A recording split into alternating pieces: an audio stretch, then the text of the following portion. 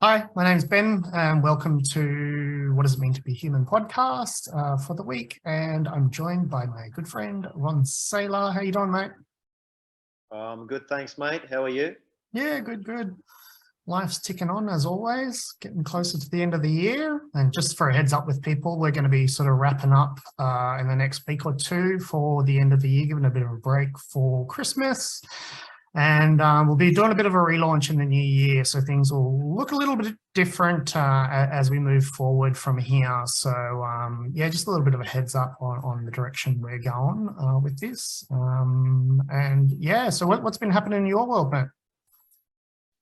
Yeah, mate. I guess following up on what you're saying, watch this space, right? Things are changing. What's been happening in my world? Well, couple things, and I think following up from the last couple podcasts, we've kind of talked about pendulum swinging, finding balance, finding mentorship, mentoring, coaching, keeping ourselves on track, keeping ourselves accountable, responsible. We talk a lot about these things on this podcast, and they're important. For me, fundamental practices that we need in our day to day to keep us connected to ourselves, connected to our hearts, to others, the world, and just know who we are. And part of this process over the last few weeks has also been finding that space throughout the day where, for example, I get up pretty early most mornings, 4:30. And I do that because it's important for me to do my practice. My practice involves generating, working with my vision, my goals, working with my breath, meditating, and setting up my day. Essentially filling up my cup, right? So I can have a full day and be grounded and anchored and be of service to people. So it's all about charging my day, right? So, and I'm sure a lot of us do that on this podcast, listen to this podcast. Some of us are learning to do that. It's all about finding that balance. And for me, what I've realized recently is, I charge my day almost every day without fail. Come home in the evening, I'll do a cleansing, a clearing after working with clients. I like to clear the energy before I settle into my evening. However, I haven't really had a structure in place for the evenings. So over this last week, me and my wife have been doing yoga in the evenings, right? 20 minutes, nothing. It's no major yoga, hour-long poses or postures. Really sitting in presence and quiet, and following a video. So my wife bought this yoga program online, and we just follow it in the evenings. And mate, I've got to tell you, the presence and the grounding it gives just to round off the day is amazing. So, instead of sitting, we don't watch much TV, if any, but we will sit on our phone sometimes, or sit on the computer, finishing up the day, doing admin. So we kind of set ourselves a goal. Like anything you do in your life, right? So it's important to have structure and set a time frame and keep it accountable. And we set up the time frame around 8:30 in the evening. We're going to do yoga to finish off our day. And just having that finishing off period has really brought us back to ourselves. We've been sleeping better and just noticing the presence and the calmness when we wake up. So it's really interesting. Like, I had this thought, we spend so much of our time building the day up and how we're going to start our morning, but how much time do we spend finishing the day off and rebuilding our energy in order to get us ready for our sleep cycle, in order for us to do most of our healing, most of our growth, most of our regeneration, and prepare us for the morning that's coming ahead. So it's almost like you're filling up your cup before you wake up to fill up your cup. Because I find a lot of the time we're kind of running on depletion, this working. Everyone works long hours these days. Everyone works long days. Everyone, people have kids, 2 jobs and all this sort of stuff, kids sports. Everyone's trying to meet their own deadline, small business owners trying to, generate their business, trying to generate abundance, finance, connections, networking, all this sort of stuff. Always trying to fill up the space we've got, trying to run to get things done. And then we kind of start to run out of steam and lose sight of, what we're here to do. So that's what's been present for me, mate. So it's really kind of finding this full circle where we start the day at home and we bring ourselves back home. And I'm not talking about the physical home where you live. I'm talking about the home in our hearts that keeps us connected. So that's what's been present, mate. So what stands out to you? What's obvious to you in all of that? Yeah, I think definitely is part of like listening to the body as well. I mean, I've sort of been in the routine of winding down in the evenings because I just know it I hate doing like late night sessions and stuff like that because it means I'm going to be wide awake, and it's going to take me X amount longer to decompress and slow down for sleep. Is the time that we really, yeah, regenerate the physical body. And it's been about sort of finding the routine. And I think I've shared, like, I've been trying to get back to some discipline just within myself lately. No particular regime as such, but just for my own well-being and what I want to create moving forward and going into next year, the energies that I want to get put in place work-wise and life-wise and things like that. So yeah, I tend to have my exercise time. Well, in summer, it's about 6 o'clock because I usually go for a walk or get out and get some movement happening. Maybe a bit earlier in winter if it's really cold. But again, it helps to ground me to get the blood pumping. I live up a big bloody hill, so there's definitely some sweating going on there. So it's good to get it out, come back from meditation and go in for a light meal to start to slow the body down, so there's less stimuli, less input, and I'm able to quieten the mind, going into whatever the next day will look like. So yeah, it's about finding what works for you, because again, what works for you is not always right for another person. So don't overtake most advice as always a rule. They may be a rule for individuals, and that's about it. I mean, there is certain physiological things that probably play better to the human animal, but if that doesn't work for you, then it's irrelevant, because one, you're not going to stay motivated to do the thing, and two, you're just not going to be present in the act of whatever you're doing. So some people are night people, so they work more efficiently at night. Some are early morning people, X, Y, Z, you name the label, and people have that sort of bent. But it's about being quiet and still enough that you find your own rhythm within life as it goes around you, and I think that's just really important as to how you operate. And I think sleep really is a good way of resetting. I think it's a very important and necessary function for us to decompress and start to rebuild again. So I'm definitely a big proponent of getting a good rest anyway. So again, however many hours that looks to you, and the science has been up and down with this for years. But there definitely seems to be a correlation between health and sleep. So getting good, effective, clean sleep without too much interruption, turning off phones, X, Y, Z is always a good sort of rule of thumb to make sure we're optimally functioning when we want to, whatever timeline that looks for you.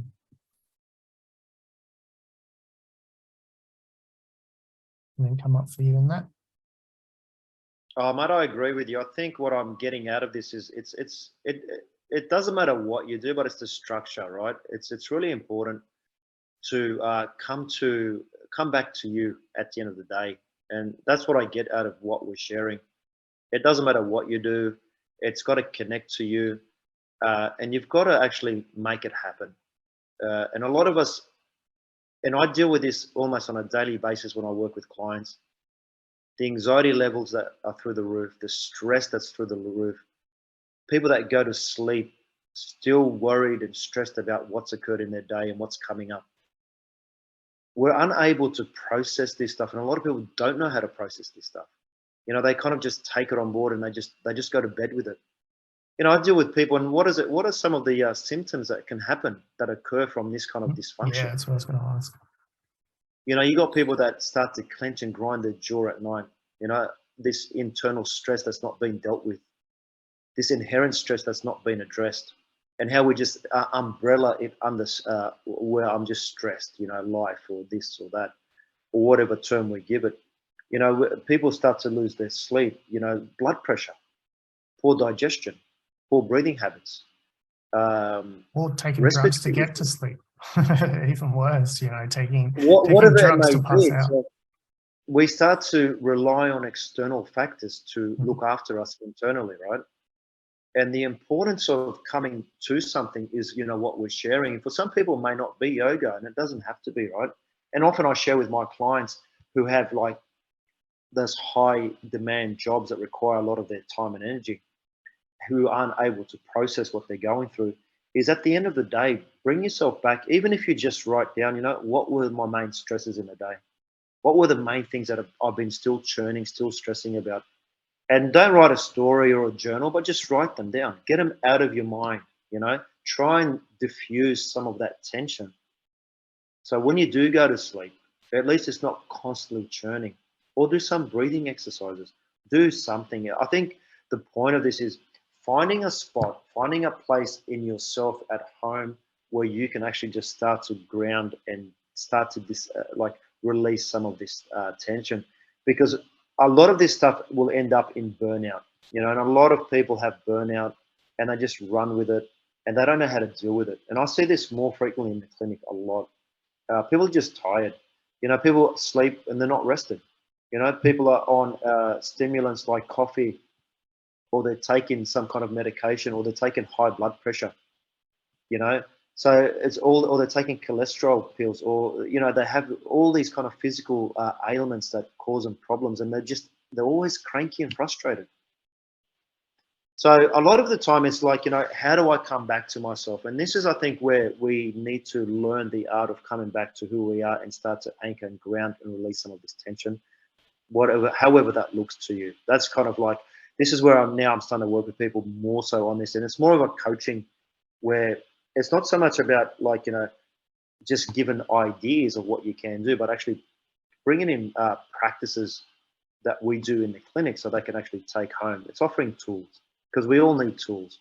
And it's no point just having tools and not using them. Otherwise, you just get a collection of it's like you become a collector. Some people like collecting stamps, badges, magnets, coins, and some people just collect personal development tools and never use them. So unless you use what it's just, you're going to perpetuate everything that you keep doing. So it's really important to, and this is where we talk about taking responsibility for yourself and taking accountability for yourself, and not making excuses that, you work long hours and you've got to feed your kids and you've got to do all this, because a lot of us have to do that. It only takes 10 minutes of your day to spend 10 minutes with yourself, finishing off your day, coming back to yourself. Everyone has 10 minutes for that, because I know a lot of people sit there on their phones for an hour in the evening and they don't care about how much time goes by. So surely we've got at least 10 minutes to sit with our phones away from us to focus on who we are and come back, so we can actually start to sleep, rest, heal, and feel powered. Yeah, I was going to say, like, I think we brought it up with why do you need a coach and blah, blah, blah. It's like, if you're one of those people that say, I don't have the time for that, or I don't have the space for it, or whatever, you're probably the person that needs it the most. That, like, you need to take that time out to really be present to whatever you're doing.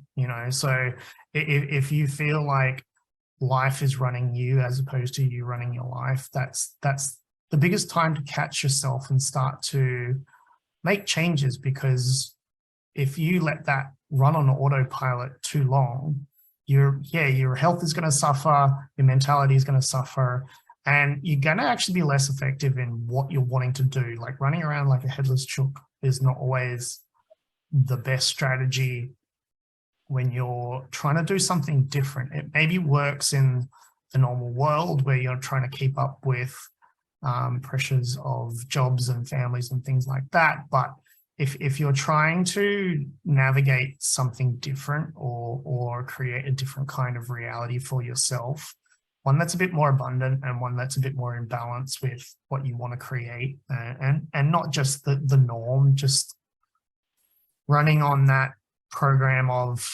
well, this is what's expected of me, as opposed to this is what I really want to do, and that's what I want to create in individuals, is this thinking for yourself and thinking as an individual whole human being that has something unique to bring to this world, and I want to see more of that. And I think the world would be a better place if more individuals stepped up and had the courage to be individuals, to get out there and rock their own individual magic. Because if we have more of that, it'll create more inspiration in others, and then we can start to truly change our own worlds and the world at large in reality, because I think we need way more of that to continue forward. With all the pressures that are going on and the agendas and the stories that are being forced upon us mostly, and we keep running on the autopilot, thinking that this is what has to happen because it's just what I've been told is the norm. No, the norm is whatever you want it to be and whatever you create and whatever you decide.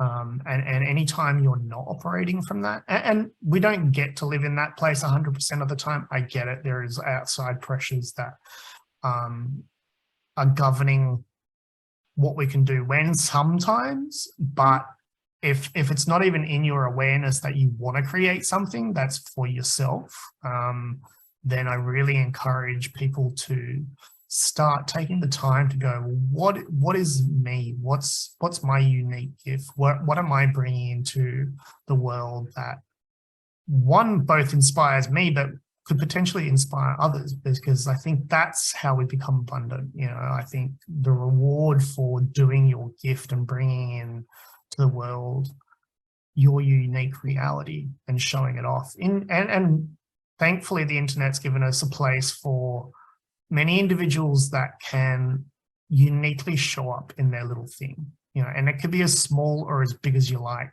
The amount of niche areas of interest for any human being now, there's kind of no excuse to not rock your own little reality and see what can happen. Because I guarantee that if you get into your own little space, surrounded by your own supportive community, in the passion that you have, whatever that is, it doesn't really matter. We're able to start forging a new way, not free of the shackles of what has been done. And there's often talk of this, but again, who's stepping up to actually do it? And what are you doing to create it? Are you just going along with the norm because it's easy and there's a paycheck at the end of the day, or there's some sort of reality that you can escape? Or are you going, well, this is what lights me up on a daily basis. I'm going to keep going at it until I fulfill either that dream or it starts to spark bigger dreams or new realities that we can live in. So yeah, I really encourage people to start to find out who they are, and how they operate and what do they want to create, because I think that is the most abundant resource on the planet, or needs to be the most abundant resource on the planet, because there are so many expressions that have such unique sparks of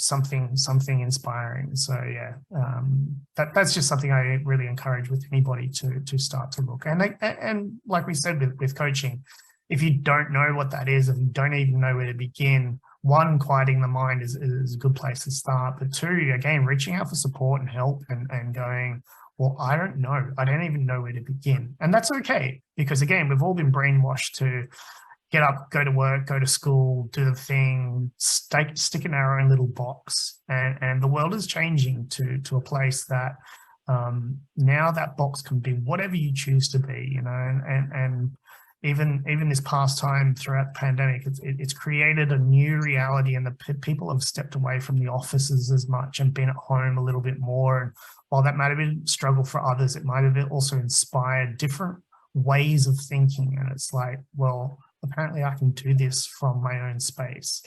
And what could now be the new reality I want to create going forward? So yeah, I totally encourage everyone to dig deep enough to realize that you want something other than what you've been told you should have.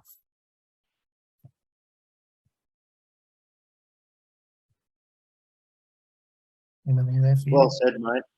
Well said. Yeah, I feel like today we're kind of talking about really inspiring people, uh, just putting the information out to,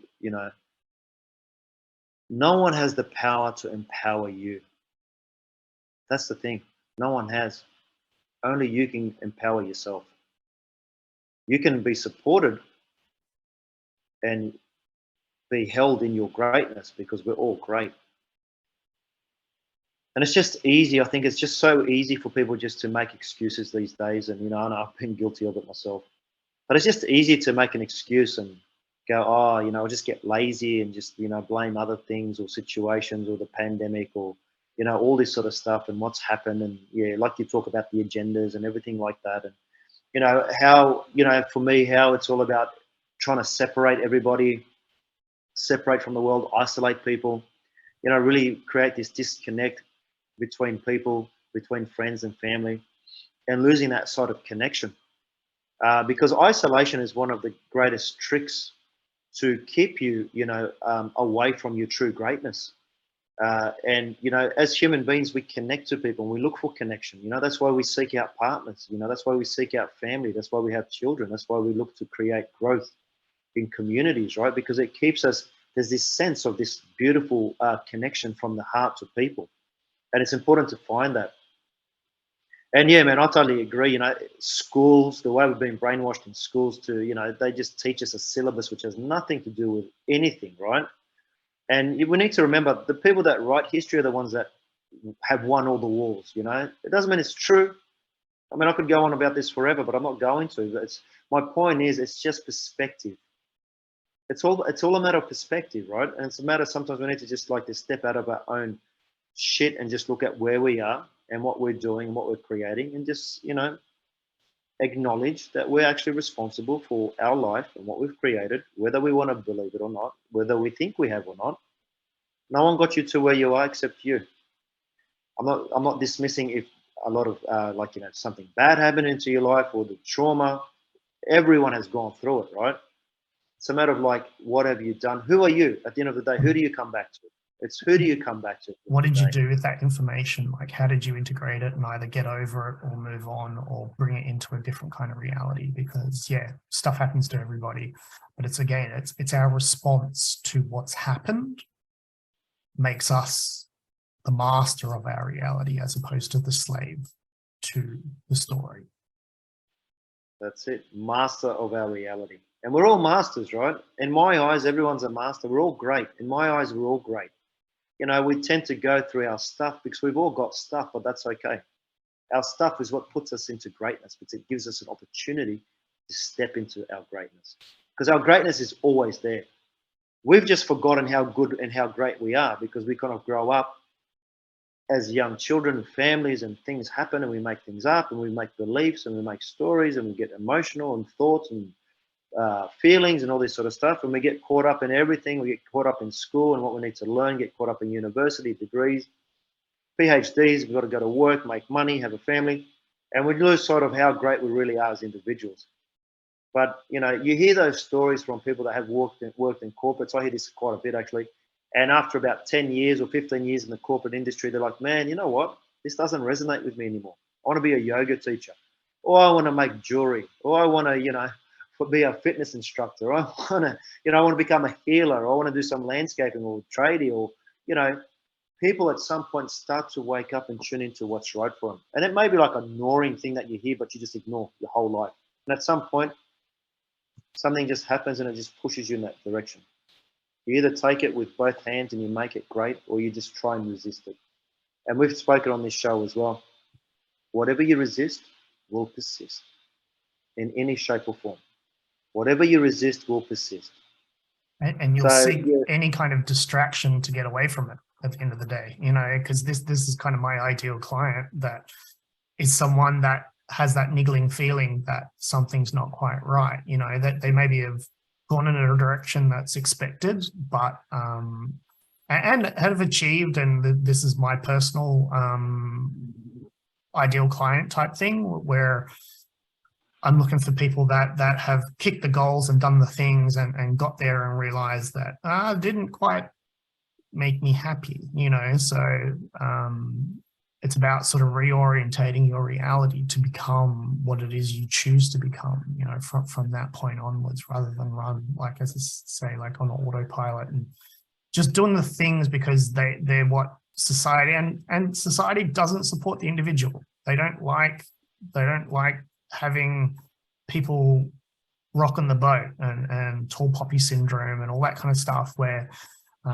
the individual is shut down to be part of the masses, because otherwise it's a disruptive society, you know, and that disruptive society, free thinkers are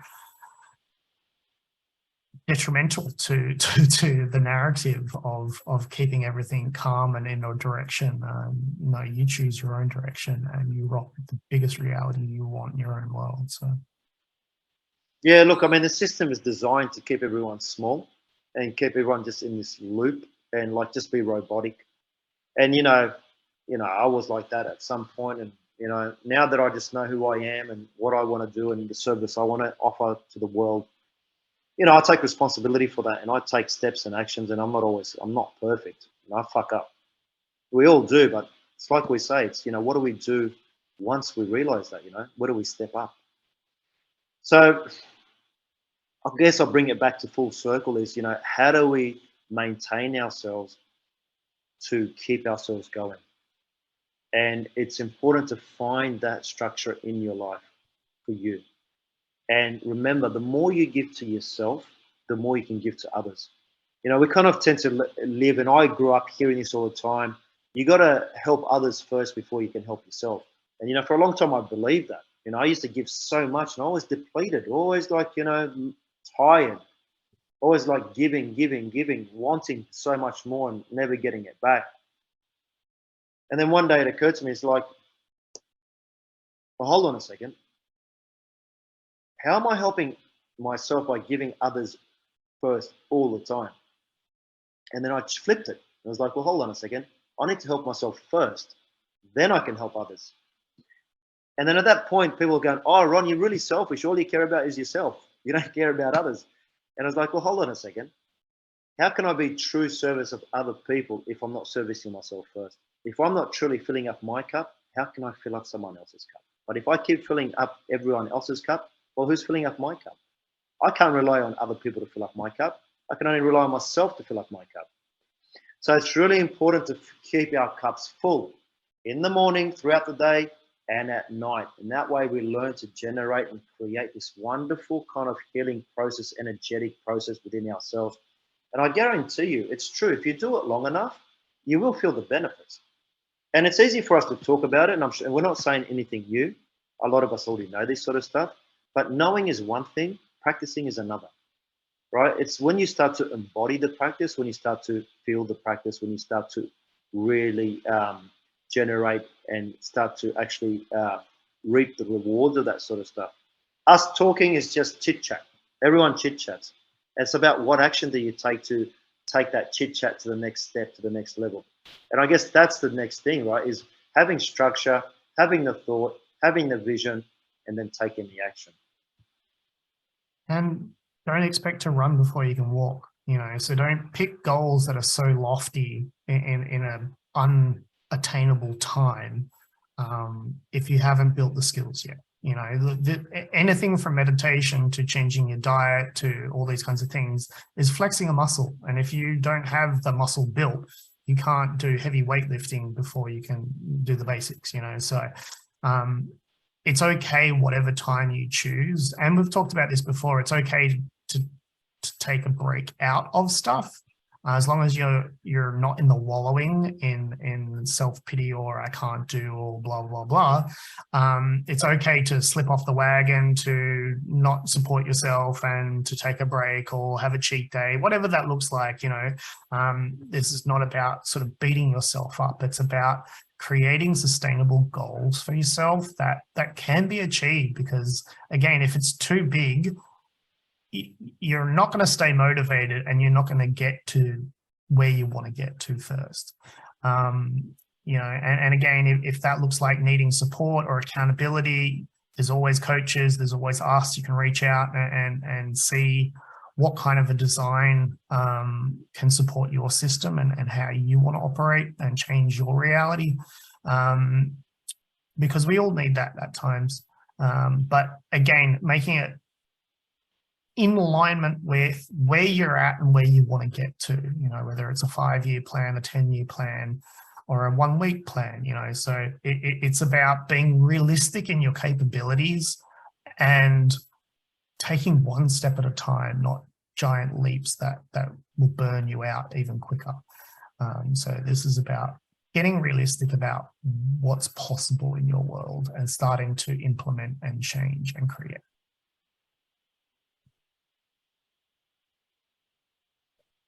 Sounds like a good place to wrap up, mate. Shall we leave it there? I think so, mate. I think so. All right, mate. Thanks for your insight, and look forward to doing it again for our last one for the year next week. That should be up in about 2 weeks in the reality, but yeah, we'll be taking a break throughout December.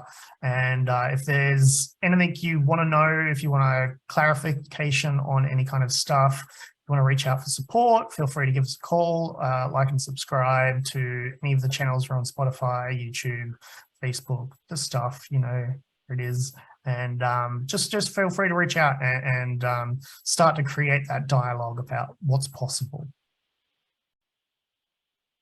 Beautiful, mate. Well said. Everyone stay safe, stay well. We'll see you next time. All right. Thanks, mate. Take it easy. You too, mate.